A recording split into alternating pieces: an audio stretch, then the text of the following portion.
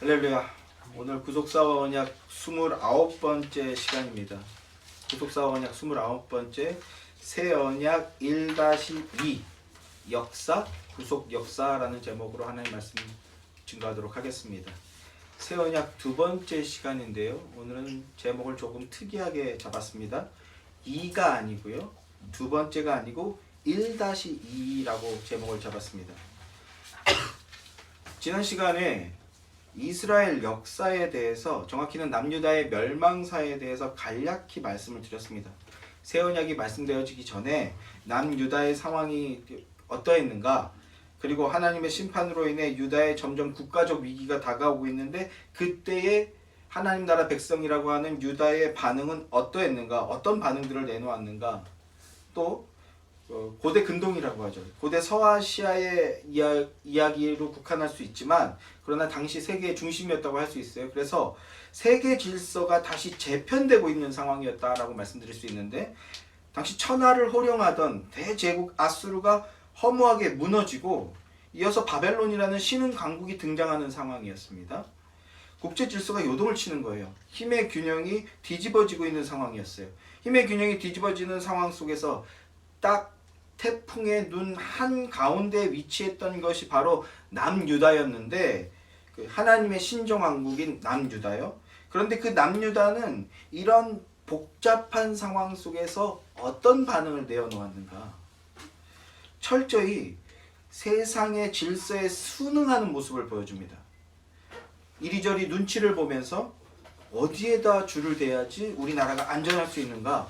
그래서 정치적, 외교적 방법을 통해서 위기를 극복해내려고 하는 그런 모습을 보여줬다라는 거예요. 왕이요, 자주 국방을 꿈꾸거나 혹은 강대국과의 전략적인 동맹을 통해서 자신이 통치하는 국가의 안녕을 도모하려고 한다고 한다면요, 이건 매우 지극히 정상적인 일이죠. 그리고 이 지극히 정상적인 일을 당연히 열심히 하면 칭찬해줘서야 마땅한 거죠.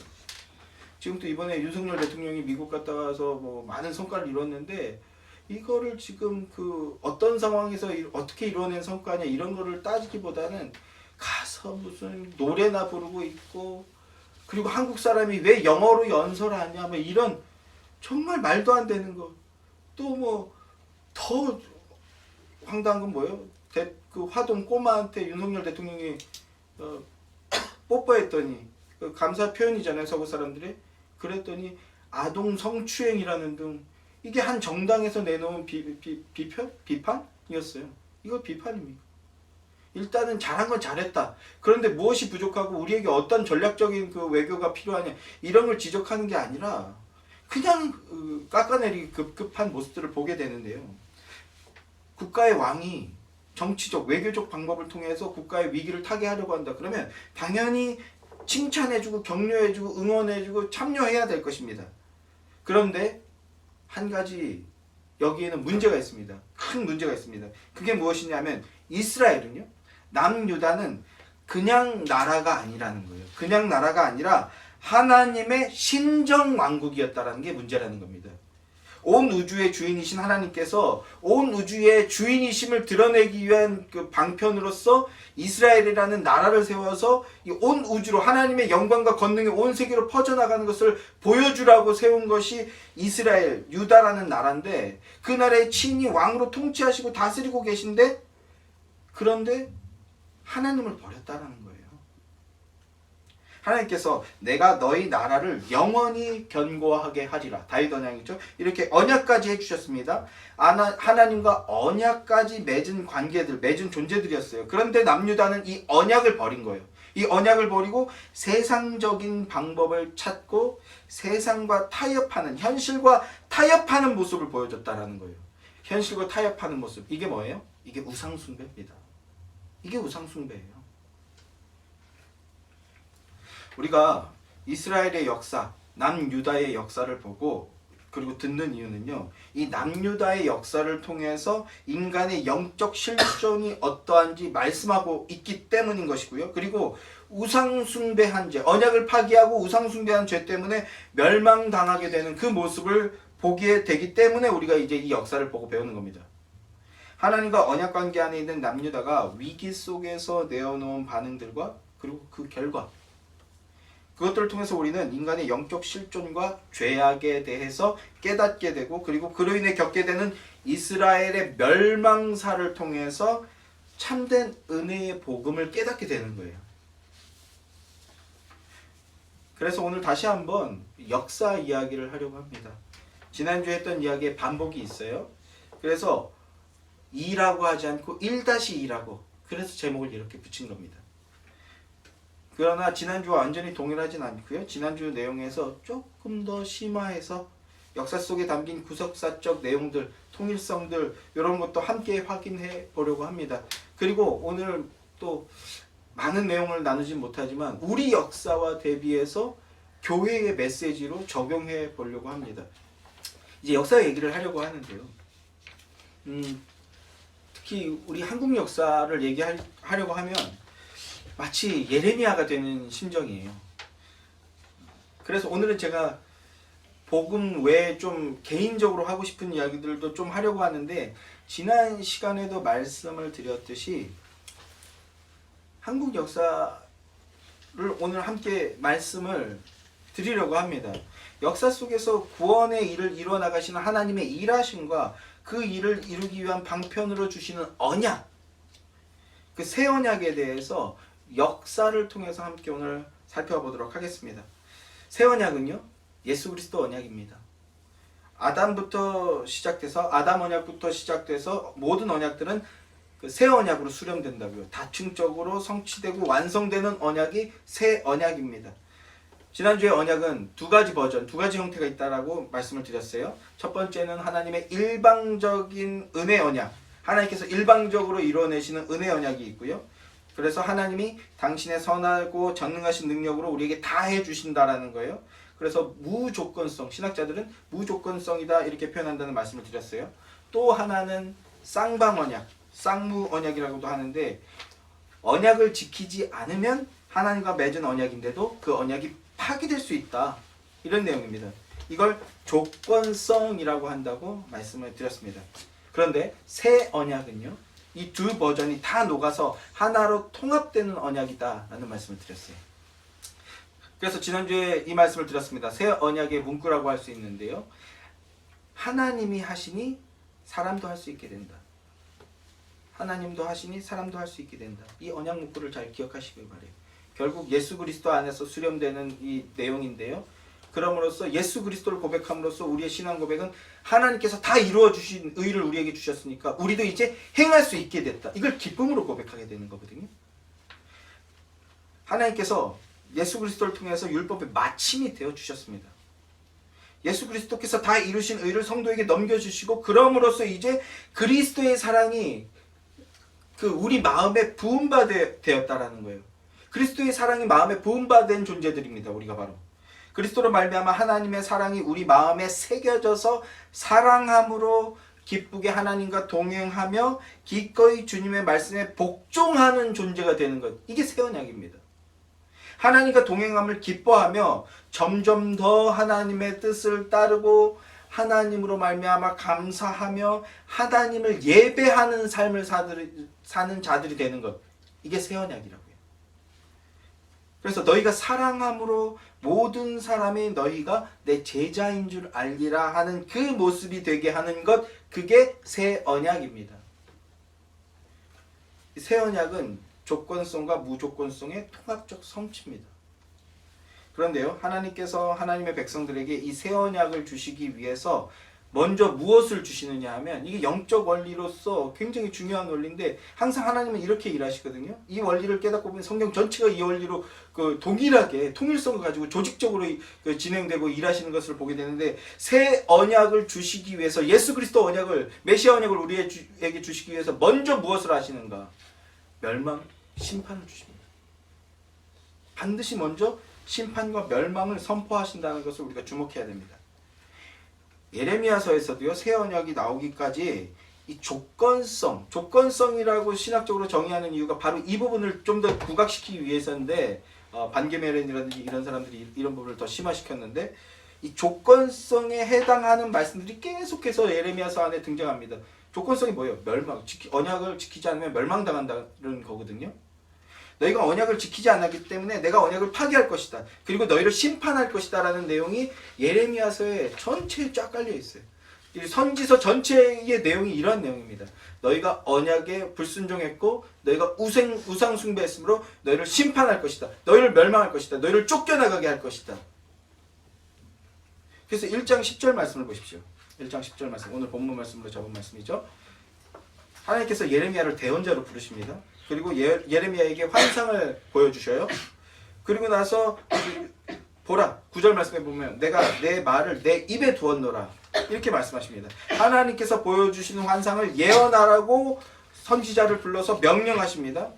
그리고 이제 예수 그리스도 안에 있는 자들에게는요, 이 명령이 우리에게까지, 성도에게까지 오게 되는 거예요. 내 말을 내 입에 두었으니 가서 너는 내 입이 되어라. 즉 믿음 고백함으로 세상에 나가서 그리스도를 선포하는 이 일이 우리에게까지 주어졌다는 건데, 이것이 새 언약의 일꾼되는 것인데, 이제 새 언약을 이해하면 거기까지 가게 되는 것이죠. 다시 돌아와서 예레미야에게 내 말을 내 입에 두었노라라고 말씀하시면서 예언을 선포하라고 명령하십니다. 그리고 나서 첫 번째로 이제 예레미야가 하는 말이 바로 1장 10절 말씀이에요. 자, 다 같이 읽겠습니다. 다시 시작. 보라, 내가 오늘 너와 여러 나라와 여러 왕국 위에 세워 내가 그것들을 뽑고 파괴하며 파멸하고 넘어뜨리며 건설하고 심게 하였느니라 하시니라. 내가 너를 세워서 그것들을 뽑고 파괴하고 파멸하고 넘어뜨린다.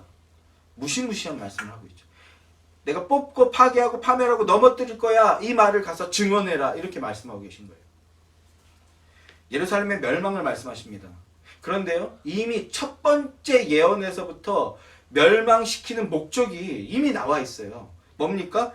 건설하고 심게 하겠다. 에덴 동산 동쪽에 불칼과 그룹들로서 그 길을 막아버리십니다. 그리고 아담과 하와를 쫓아내버리셨어요. 왜 그렇게 하셨습니까? 진정한 에덴인 예수 그리스도를 통해서 영원한 새하늘과 새 땅으로 돌아오게 하겠다. 이거거든요. 성경이 제가 구속서 계속해서 말씀드리지만 쫓아내시는 역사예요. 그래서 진짜 제대로 된 모습으로, 진짜 제대로 된 곳으로 돌아오게 하겠다. 이게 성경의 진의라고요. 뽑겠다, 파괴하겠다, 파멸시키겠다, 넘어뜨리겠다. 왜 이런 말씀을 하십니까? 진짜로 세우겠다, 제대로 건설시키겠다. 이 말씀을 하시는 거예요. 회복시키겠다라는 걸 이미 말씀하고 계셨다라는 거예요. 그런데 이스라엘은요, 이 말은 듣지 않았어요. 이 말을 듣지 않았어요. 그 결과로서 멸망하게 되는 겁니다. 자, 2장 20절 말씀도 함께 보겠습니다. 한 장 넘겨서 2장 20절 말씀입니다. 시작. 내가 예적부터 내 멍에를 꺾고 내 결박을 끊으며 말하기를 나는 순종하지 아니하리라 하고 모든 높은 산 위에서와 모든 푸른 나무 아래에서 너는 몸을 굽혀 행음하도다 라고 얘기하고 있습니다. 자, 보세요. 멍에를 꺾고 결박을 끊었다. 이게 무슨 말이냐면, 유다는요, 이제 3장에서 그 얘기가 명확하게 나타나게 되는데, 하나님과 신랑 신부라는 언약을 맺었습니다. 어떤 언약입니까? 모세 언약이죠. 신랑 신부로서의 언약을 맺고 언약 관계를 맺었습니다. 그 언약 관계를 지금 멍에와 결박이라고 비유로서 말씀하고 계신 거예요. 자, 저희 손 보십시오. 제 손을 한번 봐주세요. 제가 한동안 손이 부어서 반지를 못 끼고 있다가 근래에 다시 끼기 시작했는데, 이거 왜 끼는 겁니까? 매여 있는 존재라는 거죠. 결박당해 있는 존재라는 거죠. 반은 아내에게, 가정에게 바쳐진 존재라는 거죠. 반 이상이. 멍에와 결박을 이렇게 오늘날은 반지로서 표현하고 있는 겁니다. 오랜만에 꼈어요. 자, 지금 멍에를 줬다라는 것은 이 반지와 또 동일한 의미라고 보시면 된다라는 거예요. 언약이 사랑의 멍에라는 겁니다. 내가 좀 격기로 조금 빠지면요, 누구와 결혼해야 됩니까? 어떤 사람이 내 배우자가 될 수 있습니까? 이제 여기 지금 결혼하셔야 될 분들 계신데, 여기 지체도 잘 들으세요. 지금 인상 피고, 어떤 사람하고 결혼해야 됩니까? 사랑의 멍에를 질 준비가 된 자하고 결혼해야 되는 거예요. 내 반 이상을 너를 위해, 가정을 위해 헌신하겠다. 이 준비가 된 자. 이 내용을 이해하면 그 준비가 된 자가 보이는 거고요. 보이는 거거든요. 자, 그런 사람이랑 결혼하시기 바랍니다. 자, 다시 돌아와서 언약 관계를 멍에로서 지금 비유하여 말씀하고 있는 건데요. 언약이 사랑의 멍에라는 겁니다. 굉장히 현실적인 것 같으면서도 굉장히 로맨틱한 말씀 아닙니까? 그런데 유다가 그 사랑의 멍에를 어떻게 했다고요? 기쁨으로 순복했다? 가 아니고 끊었대요. 멍에를 꺾고 결박을 끊었다고 합니다. 뭐가 그렇다라는 거예요? 행음했다라는 거예요. 행음했다. 간음했다. 행음했다. 이 간음했다. 행음했다가 뭡니까? 우상숭배예요. 우상숭배. 우상숭배했다라는 겁니다. 그럼 우상숭배라는 건 또 뭡니까? 우상숭배란 하나님을 믿는다고 하는데 하나님을 믿는다고 믿음 고백이라고 뭔가를 고백하는데 그런데 사실은 그 내용을 보면 자기의 만족과 자기의 유익을 위해서 하나님도 섬기고 바알도 섬기는 그런 모습이었다는 거예요. 유다가 하나님 신정왕국의 백성인 유다의 모습이 그런 모습이었다는 겁니다. 세상도 섬기고 교회도 섬기는 거라는 겁니다. 현실과 신앙의 절충 이게 음행이고 바로 그 죄 때문에 언약이 파기되는 것이고 그 죄 때문에 유다가 멸망한다라는 겁니다. 35절 말씀입니다. 2장 35절 말씀. 자, 눈으로 한번 쫓아오시기 바랍니다. 2장 35절 말씀. 그러나 너는 말하기를 나는 무죄하니 그의 진노가 참으로 내게서 떠났다 하거니와 보라 내 말이 나는 죄를 범하지 아니하였다 하므로 내가 너를 심판하리라. 아닌데 나는 잘못한 거 없는데 그래? 그래서 내가 너를 심판하는 거야. 심판할 거야. 이렇게 예레미야서가 시작되고 있다는 거예요. 하나님께서 언약 파기를 말씀하시고 심판을 말씀하시는 겁니다. 자, 이게 예레미야서의 전체적인 맥락이고 새 언약을 맺기 전에 이스라엘, 유다의 모습, 하나님 나라의 백성들의 모습이었으며 새 언약으로서 구원받기 직전의 교회의 영적 상태라는 거죠. 이 상태를 알게 되면 구원의 은혜를 우리가 좀 더 빠르게 경험할 수 있게 되는 것입니다. 자, 그러면 이제 말씀드린 대로 오늘 다시 한번 역사를 말씀드려 보겠습니다. 자, 1장 2절 3절 말씀입니다. 지난 시간에도 읽었습니다만 다시 한번 읽도록 하죠. 같이 읽겠습니다. 1장 2절 3절 말씀 함께 시작. 아몬의 아들 유다 왕 요시야가 다스린 지 13년에 여호와의 말씀이 예레미야에게 임하였고 요시야의 아들 유다의 왕 여호야김 시대부터 요시야의 아들 유다의 왕 시드기야의 11년 말까지 곧 5월에 예루살렘이 사로잡혀 가기까지 임하니라 라고 말씀하고 있죠. 자, 여기서 뭐 지난주에 좀 더 이 부분을 많이 말씀을 드렸기도 합니다만 요시야 왕 제13년에 무슨 일이 일어났습니까? 예레미야에게 말씀이 임하였다라고 하고 있습니다. 요시야 제13년은요 BC 주전 627년입니다. 여기에 체크를 해두시기 바래요. 627년 주전 627년에 예레미야에게 하나님의 영과 말씀이 임하여서 예레미야가 말씀 사역을 시작하게 되는 해입니다.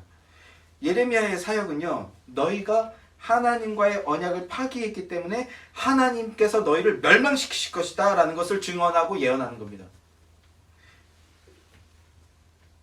예수 믿으면 복 받습니다. 예수 믿으면 가정에 평화가 일어납니다. 예수 믿으면 그 자녀가 잘 됩니다. 사업이 잘 됩니다. 이런 얘기를 하는 게 아니라 예수 안 믿으면 멸망당합니다.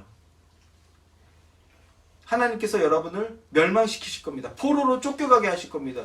이게 선지자에게 주어진 복음이라고요. 더 놀라운 건요. 그 일이 예언한 대로 실제로 이루어지게 되죠. 예레미야와 에스겔은 두 눈으로 그걸 다 목격하게 됩니다. 그런데 이 일이 언제 이루어집니까? 주전 586년입니다. 주전 586년.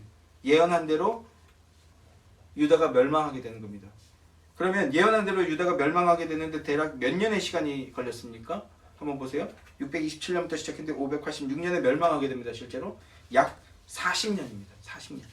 이 40년이라는 숫자를 좀 기억해 주시기 바래요. 그리고 627년에요.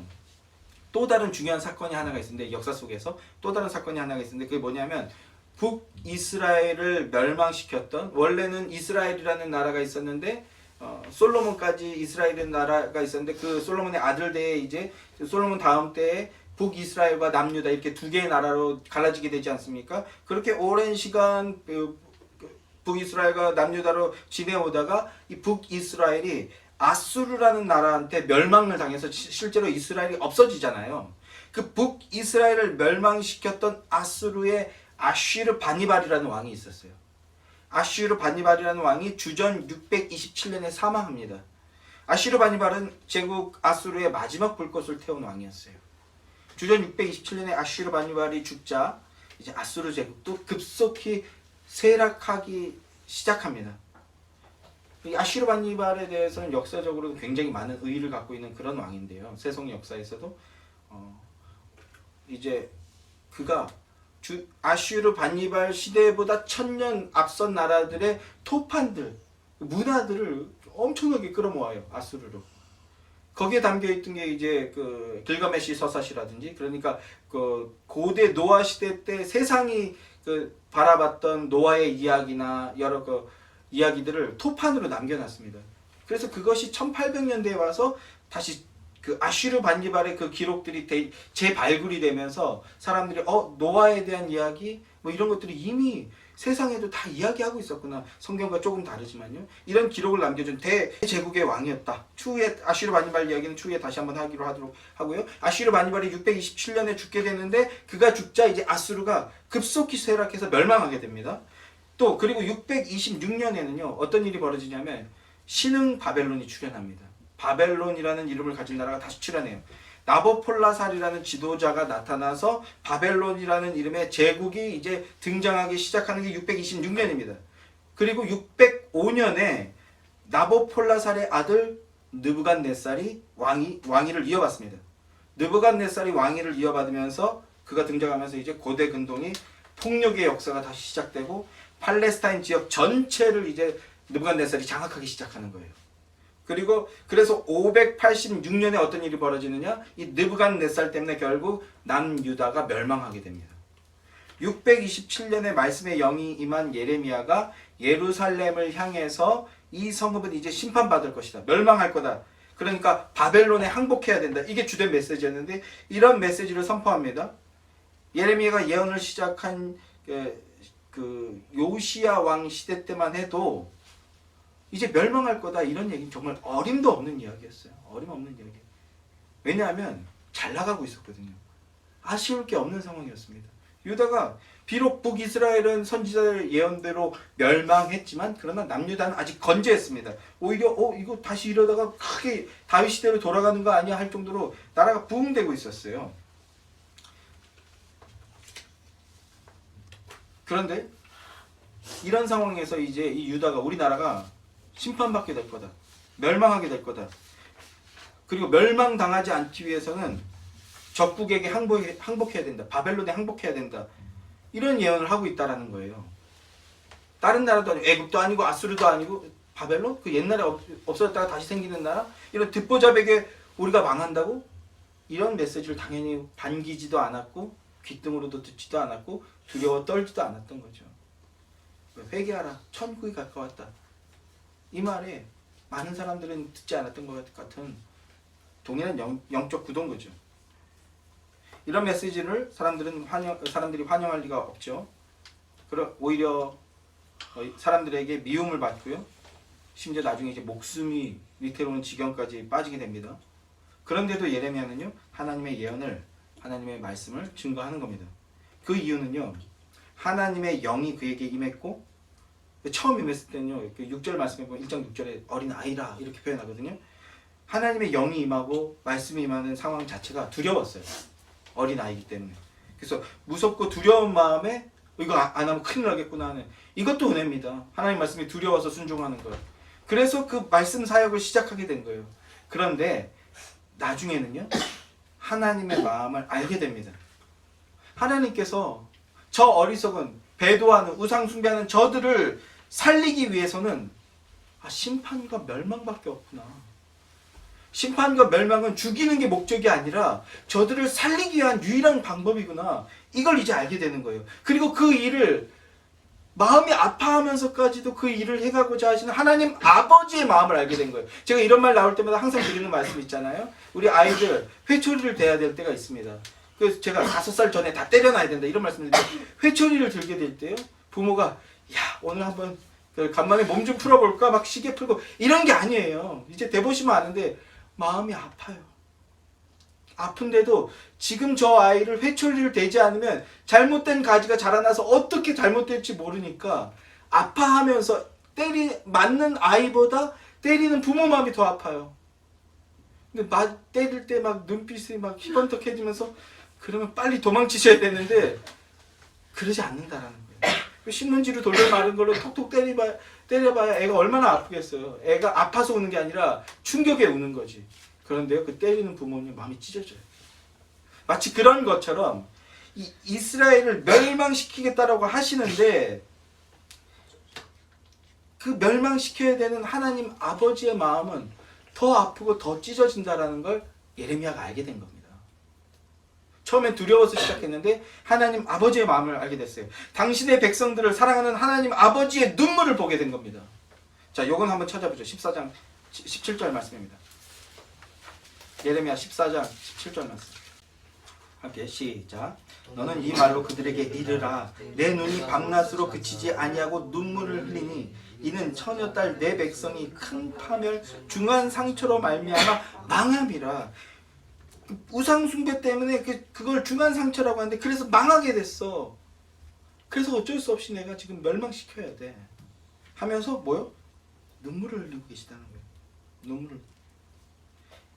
예레미야가 처음에는 두려운 마음으로 사역을 시작했지만 그러나 하나님 아버지의 그 간절한 마음, 사랑하기 때문에 살려야 된다 하는 그 하나님의 그 간절한 마음을, 그 눈물을 목격하게 된 겁니다.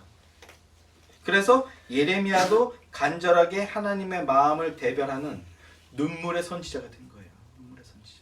죽어가는 영혼들을 보면서 눈물 흘리는 것 말고 할 수 있는 게 없는 거예요. 우리가 이단에 빠진 자매를 위해서 우리가 할 수 있는 게 뭡니까? 복음 증거해야 돼요. 요지부동이에요. 우리가 할 수 있는 건요, 눈물 흘리는 겁니다. 하나님, 저 영혼을 불쌍히 여겨주십시오. 예수의 교회가 이 몇 명, 20명도 안 되는 예수의 교회가 한 마음이 돼서 같이 눈물 흘려 기도하면요, 하나님 그 기도 들어주신다는 거예요. 우리가 그 일을 위해서, 영혼을 살리기 위해서, 눈물을 흘리기 위해서 모이는 거 아닙니까? 그 일을 하려고 예수의 교회에 모이는 겁니다. 예레미야가 간절히 눈물을 흘리는데 누구의 모습입니까? 예수 그리스도의 모습입니다. 그래서 제자들에게 사람들이 나를 누구라 하느냐 이렇게 물어보셨을 때 뭐라고 대답합니까? 더러는 엘리야, 더러는 예레미야라고 합니다 라고 말하는 겁니다. 그리고 예수 그리스도의 새 언약으로서 언약을 맺은 존재들, 즉 성도는 예수 그리스도를 따라 예레미야처럼 눈물로 복음을 증거하는 자들로 변화되고 성숙되어져 가는 겁니다. 이게 새 언약입니다. 예수 그리스도의 십자가는 먼저 심판과 멸망으로 다가와요. 그러나 그 십자가를 통과하지 않으면, 그 멸망을 경험하지 않으면 죽은 영혼이 살아날 길이 없음을 아는 겁니다. 그래서 눈물을 흘리는 간절한 심정으로 오직 주님의 피 묻은 복음만 선포하게 되는 것이 바로 새언약 백성, 새언약의 일꾼이 되는 겁니다. 예수의 교회는 이런 새언약의 일꾼들로 채워지는 교회 되기를 주님의 이름으로 축원합니다. 이와 같이 유다의 멸망의 기운이 드러나고 있는 이 시점에 하나님은 마지막으로, 예레미야를 통해서 마지막으로 기회를 주시기 위해서 예레미야를 부르시고 심판의 예언을 증언하게 하시는 겁니다. 자, 이것이 구속 역사인데 다시 이스라엘 역사로 다시 돌아가 보겠습니다. 주전 627년에 예레미야의 복음 사역이 시작되었지만 결국 586년에 바벨론에게 남유다는 느부갓네살에게 멸망당하게 됩니다. 그 기간이 몇 년입니까? 약 40년입니다. 40년. 자, 그런데요, 이와 비슷한 일이 사실은 그 전에 이미 있었어요. 제가 그 표에 오늘 기록해 드리지 않았는데요, 쓰시면서 쫓아오면 좀 도움이 되실 것 같습니다. 머리로 쓰셔도 좋고요. 다들 인텔리전트 하니까. 자, 주전 800년으로 거슬러 올라가면 이때는요, 남유다와 북이스라엘이 모두 건재했던 시절입니다. 아수르에게 북이스라엘이 멸망하기 전의 시점을 지금 말씀드리려고 하는 거예요. 북이스라엘의 왕은 여로보암 2세였고요. 남유다는 그 당시에 우시야라는 왕이었어요. 이 우시야라는 왕은요, 장기 집권을 하는 왕이었습니다. 50년 장기 집권을 했어요. 태평성대였거든요. 이때가 북이스라엘과 남유다의 마지막 태평성대였습니다. 마지막 어떤 절정기였어요. 당시에는, 왜냐하면 이게 우리 한반도의 역사와도 아주 유사한데, 그 서구 열강들 중에 뭐 애굽도 있었고 아수르도 있었고 여러 크고 작은 나라들이 있었는데 절대적인 강국이 없었어요. 서로 고만고만한 거야. 그러니까 힘의 균형이 평준화되어 있던 상태였습니다. 그래서 이 모든 열강들 딱 중간에 있는 남유다와 북이스라엘이 중개업을 통해서 큰 부를 얻게 되고 그 돈이 많아지니까 부가 생기니까 상업이 발달하게 됩니다. 그런데요, 나라가 부유해지니까 자연스럽게 이제 북이스라엘과 남유다가 부패하기 시작하는 거예요. 부패하기 타락하기 시작합니다. 제가 한번 여러분들께 여쭤볼게요. 자, 돈이 많아지면 여러분 뭘 하시겠습니까? 돈이 많아졌어요, 갑자기. 그러면 뭘 하시겠습니까? 제가 원하는 대답이 나왔으면 좋겠는데. 자, 돈이 많아졌다. 자, 아주 그냥 몇백억 단위, 몇천억 단위로 돈이 많아졌어요. 그럼 뭐 해야 됩니까? 집을 사지 않을까요? 집을 사기 위해서 또 맞죠? 집을 사고 또 뭘 사야 되겠습니까? 집이 있는 집이 있는 땅? 그렇지, 땅 사야지. 한반도는 근데 사실 우리만 그러지 않고 다 똑같아. 미국도 똑같고 심지어 어디까지 똑같아요? 지금 제가 이 얘기 왜 했겠습니까? 북이스라엘 남유다 똑같아요. 돈이 많아지니까 뭐 합니까? 땅을 사기 시작하는 거예요. 땅을 매입하기 시작합니다. 그래서 이사야서 5장에도 보면요, 이사야 선지자가 이렇게 얘기합니다. 이스라엘 백성들의 영적 부패상을 표현하는 건데, 가옥에 가옥을 이으며 전토에 전토를 더하며 빈틈이 없도록 하고 이 땅 가운데서 홀로 거주하려는 자들은 화 있을 진저라고 합니다. 이네가 가옥을 사고 집과 땅과 땅을 사고 있더라. 그리고 그걸 혼자 독식하려고 하더라. 그런 자들 화 있을지어다. 이렇게 저주 멸망을 하고 있는 겁니다. 또 비슷한 시기에 활동했던 미가 선지자도요. 2장 1절 2절 말씀을 보면 너희가 침상에서 죄를 꾀하며 악을 꾸미고 밭을 탐한다 이렇게 말합니다. 악을 꾀하고 그 악이 뭐예요? 가난한 자들의 땅을 다 빼앗는다는 거예요. 따내는 자기들이 만든 그 법을 통해 법 테두리 안에서 합법적인 방법으로. 근데 그거는 인간의 규례고요. 하나님의 계명은 그걸 불법이라고 정하고 있는데 하나님의 계명을 무시하고 인간의 규례로서 이거 봐, 이건 합법이야. 이런 주장을 하면서 땅을 빼앗고요. 땅을 탐하고 있다는 거죠. 그랬더니 미가 선지자가 뭐라고 얘기하는 거예요? 너희가 멸망할 것이다. 이렇게 말씀합니다.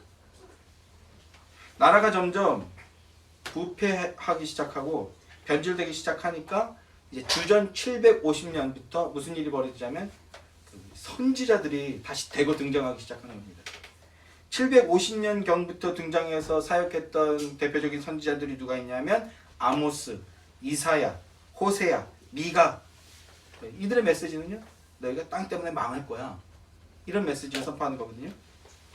이 선지자들이 등장해서 너희가 아수르에게 멸망할 것이다. 이런 예언을 합니다. 자, 이런 상황에서 주전 744년에 아수르의 티글랏 빌레셀 3세라는 강력한 왕이 등장합니다. 아수르는 북이스라엘 바로 옆에 있던 나라거든요. 이웃 국가였어요. 티글랏 빌레셀 3세가 등장함으로써 북이스라엘의 멸망의 그림자가 드리워지기 시작하는 거예요. 힘의 균형이 맞춰져 있었는데 어느 정도 이게 균형이 깨지면서 아수르가 굉장히 이제 강해지고 덩치가 커지기 시작하는 겁니다. 내 옆에 이웃이 덩치가 커지고 있어요. 그럼 어떻게 해야 됩니까? 긴장하고 경계해야죠. 그런데 이스라엘은 긴장하고 경계해도 모자란데 땅 사자, 집 짓자. 주님의 이게 뭐예요? 부동산 투기 뭐 이런 게 잘못됐다가 아니라 주님의 계명을 어기고 버리고 있다라는 거예요. 그래서 선지자들이 나타나는 겁니다. 선지자들이 등장해서 이스라엘의 멸망을 예언합니다. 결국 이 선지자들의 예언대로 주전 722년에 이스라엘이 멸망합니다. 자, 740년, 50년부터 40년경에 선지자들이 등장해서 이스라엘이 멸망할 거다 이렇게 예언됐고 결국 722년에 이스라엘이 멸망합니다. 그리고 이어서 남유다도 멸망할 것이다. 이사야와 미가가 예언하는 거예요. 701년에 근데 아수르의 사네립이 침공하죠. 사네립이 그 팔레스타인 지역을 쑥대밭을 만들어 버립니다. 그리고 18만 5천이라는 대군을 이끌고 이제 남유다만 남았어요. 다 초토화시키고 마지막으로 남유다에 와서 남유다도 다 쓸어버리고 마지막으로 예루살렘만 남은 상황입니다. 예루살렘은 이제 마지막으로 남았어요. 이제 남유다가 멸망하기 직전의 이 상황에 왔는데 그런데 이때 무슨 일이 벌어집니까? 당시 남유다의 왕이 누구였냐면 히스기야예요. 히스기야가 간절히 기도를 드립니다. 모든 백성들이 옷을 찢고 금식하며 예루살렘 성전을 바라보고 기도하자. 그리고 간절히 기도합니다. 그러자 어떤 일이 벌어졌어요? 밤사이에 아수르 18만 5천이라는 대군이 싸늘한 주검으로 변해버리는 기적적인 일이 벌어집니다. 하나님의 응답이 있었던 거죠. 이 일로 인해서 하나님의 심판이 유예가 되는 게 이제 578년까지 유예가 되는 거예요. 주전 750년경부터 740년 이 10여 년의 시간 동안 선지자들이 나타나서 이스라엘의 멸망을 선포했어요. 그리고 실제로 북이스라엘은 멸망했습니다. 그리고 701년의 예언대로 남유다가 멸망할 뻔했는데 히스기야의 기도로 위기를 모면하고 다시 한번 유다는 태평성대를 맞게 됩니다. 자, 740년부터 701년까지 이 기간이 약 몇 년입니까? 예, 약 40년입니다. 40이라는 숫자가 또 의미심장하게 등장하는 겁니다. 자, 이번에는 마지막으로 예수님 시대를 한번 생각해 볼게요. 예수님께서 이 땅에 오셔서 사역하던 공생의 기간. 예수님이 AD 주후 30년에 약 30년경입니다. 정확하게 따지면 3년에서 5년 정도 실제 역사와 차이가 있다라고 해요. 자, 어쨌든 AD 30년에 공생의 사역을 시작하십니다. 예수님의 사역 중에 핵심 사역이 뭐였어요?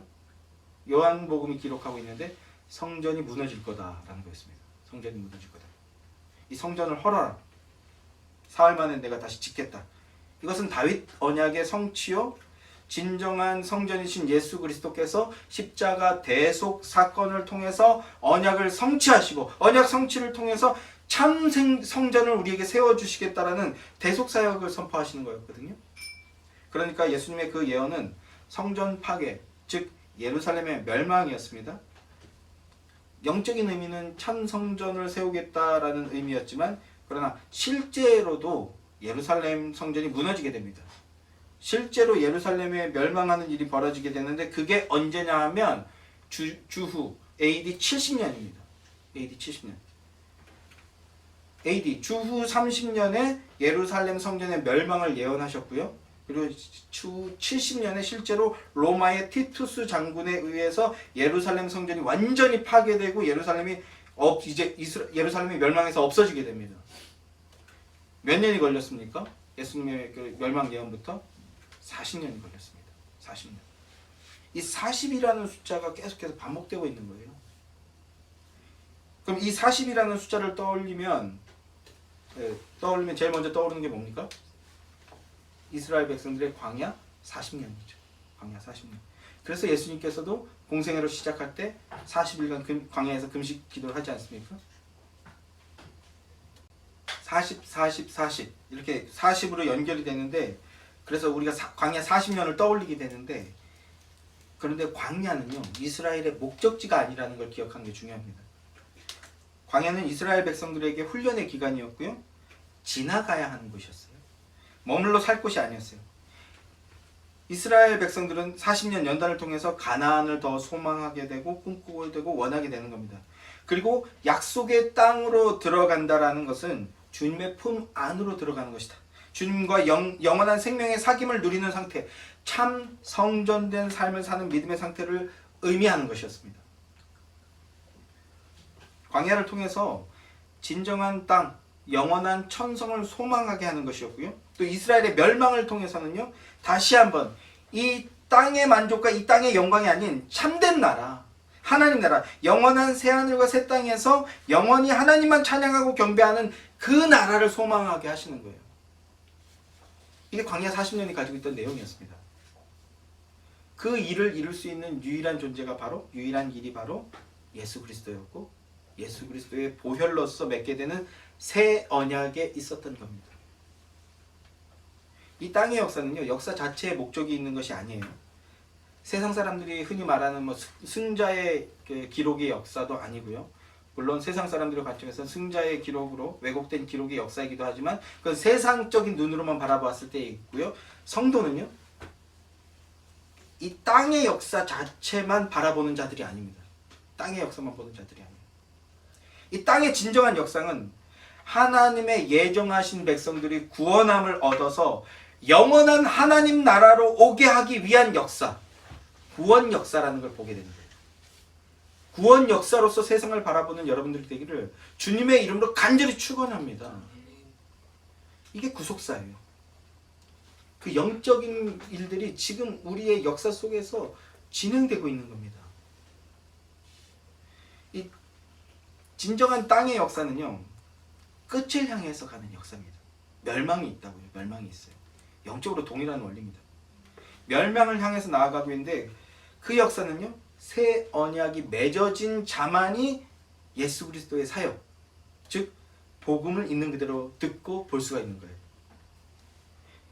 예수님을 복음으로 이해할 수 있게 된 자만이 볼 수 있는 세상이고 볼 수 있는 역사입니다. 지금 이 시간 예수 그리스도의 구속의 복음을 듣고 아멘으로 믿음 고백하는 여러분이 바로 그 새 언약 백성인 줄로 믿습니다.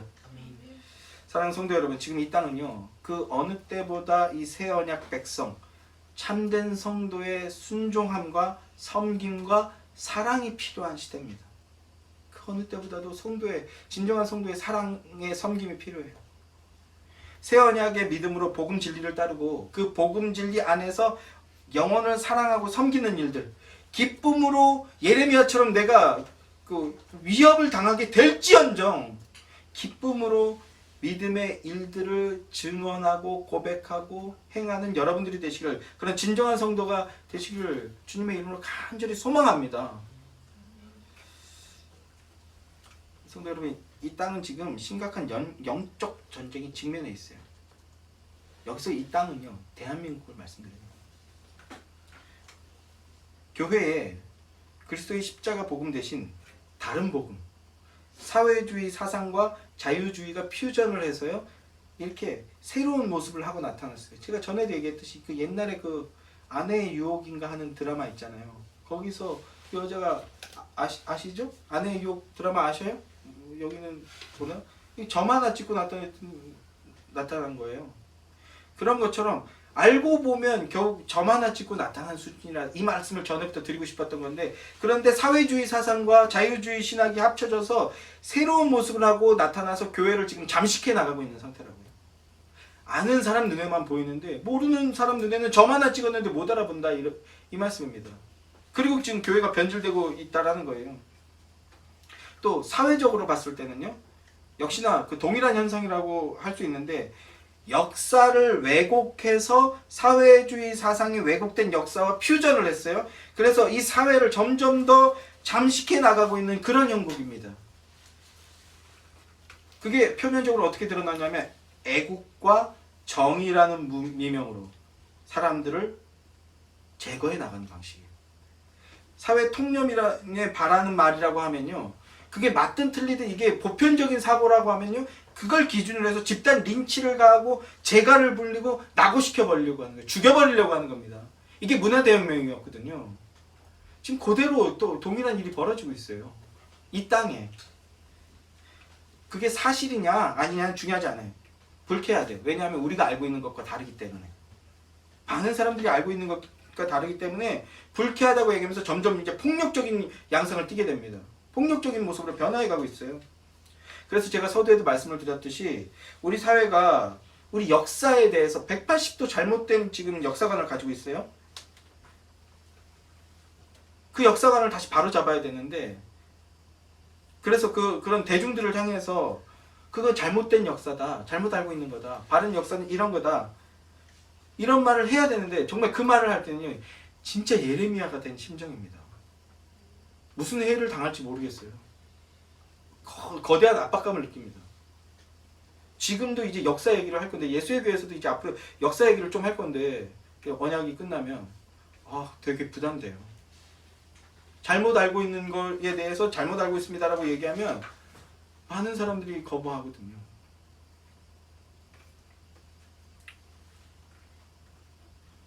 저 개인적으로는요, 주님이 주신 우리 조국 대한민국을 살리고 회복시키는 길은, 첫째는 그리스도의 피 묻은 십자가 복음을 전하는 것, 이게 절대적입니다.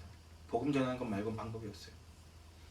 그리고 둘째는요, 저는 대한민국을 회복시키는 길은 역사를 바르게 세우는 것에서부터 시작된다고 생각합니다. 그러니까 복음 전하고 바른 역사를 증언해야 됩니다. 저는 이 일이 우리 교회에게 맡겨져 있다고 생각합니다.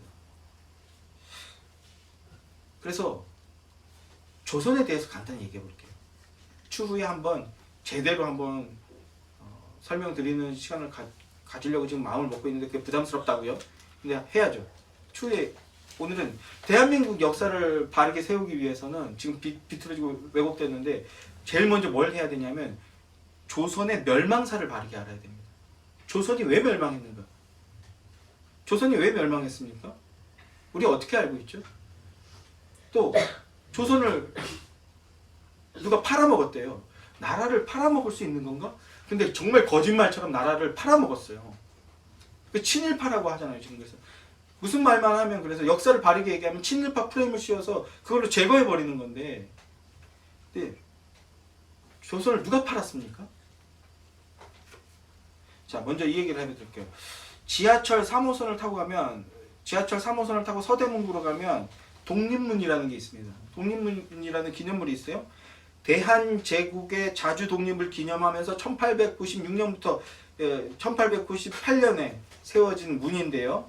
이 독립문이 어디로부터 독립한 것을 기념하는 문입니까? 기념비입니까? 어디로부터 독립했어요? 대한제국이? 네. 예수에게 역시 퀄리티가 달라. 그럼 한번 길거리에 가서 물어보세요. 독립문이 누구로부터 독립했어요? 그러면 일본 이렇게 얘기하죠. 일본. 그때는 일본이 침략했던 시점도 아닌데 독립문을 왜 세웠습니까? 청나라로부터의 독립을 기념하는 겁니다. 그럼 언제부터 독립했다라는 거거든요. 조선이. 사실은 조선이 속방이었대요. 청나라에. 그럼 언제 속국이 돼요? 속국이 아니고 속방. 연방에서 한 부분. 더 떨어지는 거예요. 사실은. 그럼 언제 침략당하고 언제 뺏겼습니까? 1636년 병자호란 때 조선은 멸망했어요.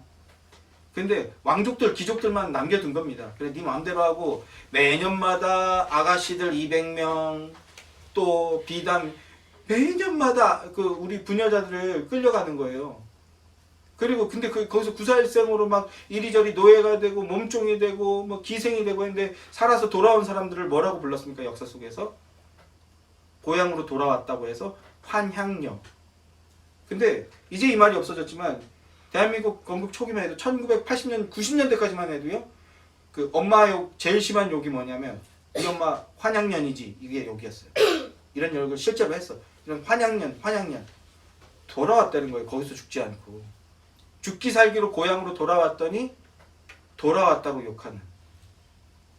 이 여자는 가서도 비참하고 여기 와서도 비참하고 그래서 그런 여자들만 따로 모아서 막 살게 하고 이게 조선의 모습이었습니다. 자, 조선의 그 멸망사를 얘기하면 할 말이 너무 많지만 그러면 조선이란 나라가 결국은 이제 이렇게 중국의 속방으로 살다가 한 260여 년을 그 속국으로 살다가 점점 더 망해져 가다 결국 망했는데 조선이란 나라가 결국 망했어요. 언제 망했습니까? 1910년에 완전히 없어졌어요. 그러면 1910년에 없어지게 된 단초가 뭐냐면 1905년 11월 16일에 맺었던 을사조약 때문이었습니다. 을사조약. 을사조약이 뭡니까? 자, 이렇게 물어보면 을사조약을 맺어서 나라를 팔아먹은 게 누굽니까? 세상 사람들이 누구라고 말하죠? 이 질문을 하면? 이완용이라고 대답하죠. 이완용. 이완용이 정말 나라를 팔았을까요? 우리가 을사오적이라고 해서 이완용을 매국노라고 하는데 그리고 친일파 그래서 이완용에 대해서 두둔하는 얘기를 하면 친일파고 일제시대의 그 어떤 오히려 역설적으로 일제시대에 조선이 회복되고 나라가 발전했어요. 이런 얘기를 하면 오히려 친일파 거리고 이게 지금 우리나라의 형국이라는 겁니다. 그런데 정말로 대신 하나가 자, 이완용은 당시에 학부 대신이었어요. 직책이 학부 대신. 학부 대신이 뭐냐면 오늘날로 치면 문체부 장관이에요. 문화관광체육부 장관. 문화관광체육부 장관. 근래에 가장 유명한 문화관광부 체육부 장관이 누구냐면 조윤선이에요. 조윤선. 박근혜 정권 때. 조윤선 하면 떠올리는 게 뭡니까? 청문회 때 치도곤 당한 거. 곤욕 당한 거. 그리고 그녀의 치적이 뭐예요? 김연아랑 사진 찍고 샤인이랑 사진 찍고 다니고 그런 사람 그 정도 직책을 하는 사람이 나라를 팔 수 있겠습니까? 그런데 문제는요 이완용이 앞장섰어요. 누구의 명령을? 고종의 명령을 받들어서 앞장선 게 문제였어요. 제가 하겠습니다. 이완용이 왜 그랬는가? 일본한테 나라를 뺏기는 게 이미 조선은 망했어. 청나라한테 다시 돌아가느냐, 아니면 러시아한테 먹히느냐, 아니면 일본한테 먹히느냐. 제일 좋은 시나리오는 미국한테 먹히는 건데 미국은 그럴 계획이 없어요. 그래서 그러면 차라리 일본한테 먹히는 게 안전하겠다. 영국은 그럴 생각이 없고 영국은 중국을 먹고 있으니까 러시아는 위험할 것 같고. 대한제국이 왜 대한제국이냐면 러시아의 속국이 된 거예요. 사실은 러시아식 황제 짜르가 된 거거든요. 이것도 위험하다. 일본한테 먹히는 게 제일 안전하겠다. 앞장섰어요. 그래서 매국노라고 말 듣는 거죠. 자업자득입니다. 이완용이. 그런데 진짜로 나라를 뺏은 게 누구냐, 나라를 팔아먹은 게 누구냐면 그 이완용을 앞세웠던 고종이었어요. 고종. 자, 1905년에 덕수궁 옆에 있는 중명전이라는 곳에서 이제 을사오적과 이토 히로부미가 조약을 맺습니다. 을사년에 맺었다고 해서 을사조약이라고 하는데 뭐 여러 가지 내용들을 가지고 이 을사조약의 핵심은요 뭐냐면 외교권을 박탈한다라는 거예요. 이 얘기도 이제 구체적으로 들어가면 너무나 업처구니 없는 얘기들일 뿐인데 지금 조선이 중심을 잡지를 못하고 다시 청나라로 돌아가느냐, 아니면 러시아한테 이미 팔아 넘겼어. 영국, 또 이제 프랑스랑 독일도 이제 드디어 정신 차리고 아시아를 먹으려고 참전하는 상태였거든요. 이 나라 속에서 갈팡질팡하다가는 일본의 의도는 이거예요. 우리도 위험하다. 그래서 아예 우리가 조선을 케어해줘야 되겠다. 왜? 우리가 만주를 진입해야 되니까. 일본의 의도는 이거예요. 그러니까 지금 정사를 바르게 얘기하는데, 그래서 일본을 좋게 얘기하는 게 아닙니다. 근데 우리가 우리의 잘못이 뭔지 바르게 모르는 게 문제라는 거예요. 자, 그래서 을사조약으로 니네 외교하지 마. 우리가 대신 외교해줄게. 외교권을 박탈하는 게 을사조약이었어요. 그런데 이 일을 선뜻 떠넘깁니다. 고종이. 중명전에서 을사오적이라는 사람과 이토 히로부미가 조약을 맺는데 당시에 2층에 누가 있었냐면 중명전 2층에 고종이 있었어요. 고종이 실시간으로 보고받습니다. 내가 얘기한 대로 이 얘기가 잘 진행되고 있니? 실시간으로 보고받아요. 그리고 결국 을사조약을 통해서 조선의 외교권이 일본으로 넘어가게 되는데 그 다음에 어떤 일이 있었냐 하면 고종이 이토 히로부미에게 나라를 뺏긴 거예요. 주권을 뺏긴 겁니다. 외교권을 박탈했기 때문에. 사실상, 그리고 실제로 이제 1910년에 사실상 주권이 없어지는데, 그러면 이토 히로부미가 그 을사조약을 체결했는데 고종이 뭘 했는가? 이토 히로부미에게 대한제국 최고 훈장을 수여했어요. 심지어 뿐만 아니라 당시 이 을사조약을 맺기 위해서 온 한 수행원이 한 60명 정도가 됐는데 여기에 수행원은 배 운전하고 그리고 자동차 운전하는 사람들까지 다 포함되어 있는 거예요. 그 60명 전원에게 훈장을 수여했어요. 참으로 훌륭한 일을 했고. 이게 을사조약입니다. 이게 이완용이 나라 판 겁니까? 아니에요. 여기 이 역사부터 바로 잡아야지 이제 이 100년의 그 한반도의 역사, 그리고 대한민국, 지금 흔들리는 대한민국의 역사를 바로 잡을 수 있기 때문에 제가 이 말씀을 드립니다. 을사조약의 핵심은 외교권 박탈이었는데요. 을사조약의 가장 마지막 조항이 뭐였냐 하면 황실의 안녕과 존엄을 보장하겠다라고 약속해라. 그러니까 황실 보호 조약이었어요. 그 을사조약을 맺은 이후부터 고종 이후에 순종, 영친왕까지 이 사람들이 1년에 당시 180만 행을 받았어요. 오늘날로 치면 180억을 매년 받는 거예요. 180억. 나라는 망해서 백성들은 정말 백가죽이 등가죽에 붙고 막 굶어 죽어가고 있는 상황이고, 인권의식, 윤리의식이 없어서 맨날 그 남편들은 노름이나 하고 있고, 노름하다 빚지면 부인이랑 아내, 자식 팔아버리고, 술 먹고 와서 집에 때려 부시고, 이 문화가 아직도 잔재가 남아있잖아요. 일해가지고 조금이라도 그 집에 쌀이 들어오면 그냥 탐관오리들이 와서 다 싹싹 긁어가는 거예요. 그러니까 아무도 일을 안 하는 거예요. 일하면 그래서 만약에 그 수입이 생기면 세금이라고 다 팔아버리거든. 근데 그 사람들 그 탐관오리들도 자기 실력으로 저기 관리가 된 게 아니에요. 다 돈 주고 샀어. 돈 주고 샀어. 그래서 1년에 막 60번씩 이제 관리가 바뀌어요. 근데 더 놀라운 건요. 이 관리들을 누가 돈 주고 판지 아십니까? 당시 조선에는요. 옛날에 뭐죠? 시험 보는 거 과거 시험이 없었어요. 과거 시험이 없은 지 100년 가까이 과거 시험이 없었습니다. 그러니까 양반이라고 해도 정계로 진출할 방법이 없는 거예요. 그런데 계속해서 관리들이 바뀌어요. 정치인들이 바뀌어요. 그걸 누가 팔았는지 아십니까? 민비가 팔았어요. 왕과 왕비가 직접 매관 매직을 했어요. 유일한 나라입니다. 측근이 판 것도 아니고 왕이 직접 얼마 받고, 그러니까 자기들이 거액을 받고 그 관직을 샀잖아요. 그러니까 그 본전을 뽑아야 되는 거예요. 언제 잘릴지 모르니까. 1년에 막 60번씩 바뀌어나가니까. 그러니까 백성들을 막 쥐어짜는, 어디서? 왕에서부터 부패하고 타락했던 겁니다. 그러니까 백성들은요, 일을 안 해. 일해봐야 막 다 뺏기니까. 맨날 술 먹고, 노름하고, 남편이 술 먹고 노름하니까 자식들은 쫄쫄 굶고, 술 먹고 노름해갖고 돈 잃으면 집에 와서 또 행패 부리고, 이 문화가 100년 동안 남아있었던 거예요. 자,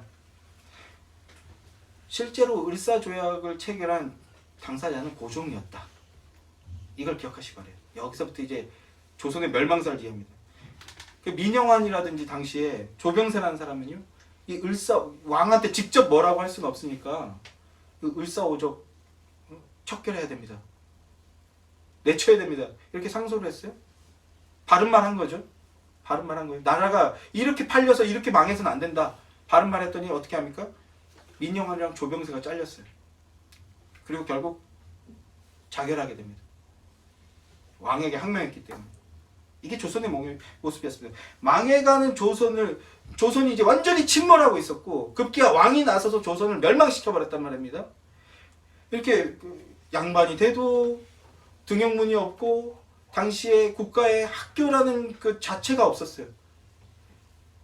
사람들은 일자무식에 굶어 죽어가고 있고, 그런데 이런 망해가는 조선을 지킨 유일한 세력이 있었습니다. 누굴까요?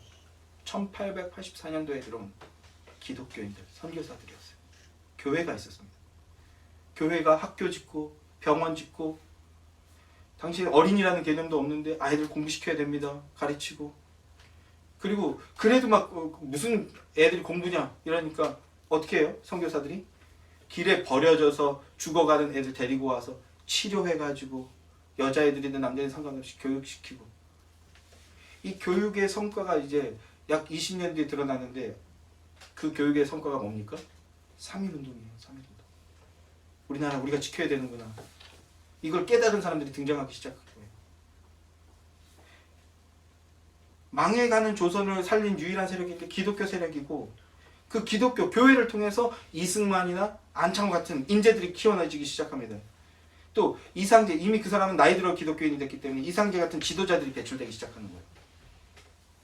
복음으로 영혼을 깨우고 사랑으로 섬기니까 그 사람, 개인을 살리고 가정을 살리고 교회가 부흥하고 결국 어떤 일까지 벌어집니까? 나라를 건국할 수 있는 일까지 벌어지게 된 거예요. 오늘 이 말씀만 전하고 이제 역사에 대해서는 추후에 한번 조선의 멸망사부터 대한민국 그 일제강점기라고 하는 일제시대 얘기, 그 다음에 대한민국 건국까지 한번 쫙 깨야 되는데, 이 말씀만 드리고 말씀을 마무리 짓겠습니다. 조선의 최고 문제는 뭐였어요? 멸망했는데 왜 멸망했는지 모르는 거예요. 심지어 지금도 모른다는 거예요. 자, 세월호 때 많은 아이들이 죽었습니다. 300 몇십 명이 죽었죠. 350명인가. 그리고 나서 정권이 이 엄청난 그 정말 국가의 그 비극적인 해양 사고가 일어나는데 정부가 내놓은 대책이 뭡니까? 그 관련해서 막 8천억이라는 돈을 쏟아부었는데, 정부가 내놓은 대책이 뭐예요? 아이들 배 타게 하지 마라. 이제 물놀이 수학여행 금지. 그리고 그 학교에서 그냥 그 생존 수영 가르치고. 8천억이 넘는 돈을 투자해서 한 대책이 애들 물놀이 가지 말아요. 이게 무슨 말입니까? 실패해서 아무 교훈도 얻지 못했다라는 거예요. 실패하기 없는 나라입니다. 지금 조선에 대한 이해부터 꼬여가지고 대한민국에는요 실패를 통해서 새로운 교훈을 얻는 이 실패하기 없는 나라가 돼버렸어요. 계속 남탓만 하고 좀 잘난 사람 있으면 끌어내리고 아무것도 배우지 못하면 실패해서 아무것도 배우지 못하면 발전할 수 없는 거죠. 그런데 100년 전 한국 땅, 이 조선 땅에는요 교회가 들어와서 복음을 증거했습니다. 멸망에 대해서 예레미야처럼 선포한 거예요. 멸망하는 이유가 무엇인지 가르친 겁니다. 우리 대신교단을 세우신 분이 김치선 박사님이라는 목사님이신데 그분의 별명이 눈물의 선지자 예레미야였어요. 그분 별명. 조선을 보면서 대한민국을 보면서 맨날 울면서 기도하셨거든요. 그 김치선 박사 그분뿐만 아니라 많은 신앙의 선배들이 울면서 기도했습니다. 복음 증거했습니다. 그 덕에 이 나라가 살게 됐던 거예요. 이 땅에 살게 된 거예요. 그 덕에 우리까지 오게 된 겁니다. 사랑하는 성도 여러분, 지금 이 땅은요 새 언약 백성들이 필요합니다. 새 언약의 복음이 필요하고요, 새 언약의 복음을 전하는 참된 성도의 순종과 섬김이 필요합니다. 복음 증거가 필요합니다. 새 언약의 믿음으로 복음 진리를 따르고 그 복음 진리 안에서 영혼을 사랑하고 섬기는 일들, 기쁨으로 믿음의 일들을 감당하는 진정한 성도가 필요합니다. 사랑하는 예수의 교회 성도 여러분, 여러분이, 우리가, 이 교회가 바로 그 새 언약 백성, 새 언약의 일꾼이 되기를 간절히 소망하고 주님의 이름으로 축원합니다. 기도하겠습니다.